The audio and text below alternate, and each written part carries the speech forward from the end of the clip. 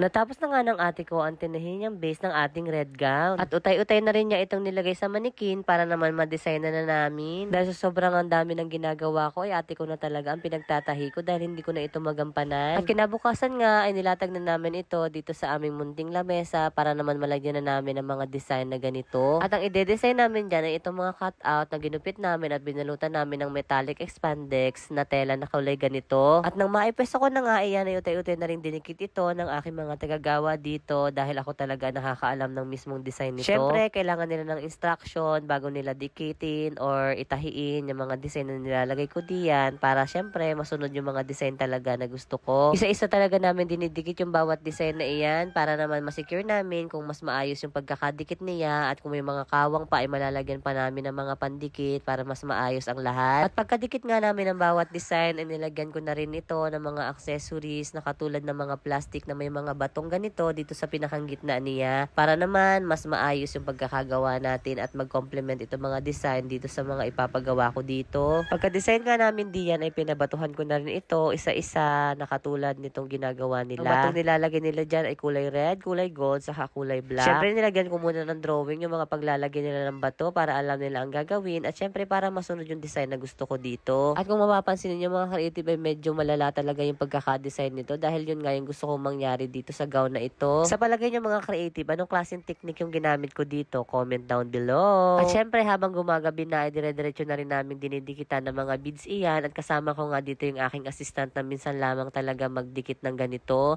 dahil napakatamad niyan maglagay ng mga beads dahil naiinip daw siya. At dahil maiksi lamang itong video na ito at medyo busy tayo kaya hindi tayo masyado nakapag-video kaya nakagawa na rin tayo ng pinakang backdress niya. O diba mga creative, tapos na agad, magic na magic ang ating pagkakagawa diyan pero napakaganda ng ating nayari. Ito nga palang costume na ito mga creative ay mascara inspired costume at sila na maglalagay ng pinakang mascara nito dahil akin lamang talaga yung mismong costume nito. At kung mapapansin yung mga creative ay napakaganda ng color combination at combination ng mga design at mga bato na nilagay ko dito. Hindi ko nga rin akalain mga creative na maganda yung pagkakagawa natin ng costume na ito at I'm sure na magiging masaya yung may-ari nito. Kaya ayun lamang, salamat sa panonood!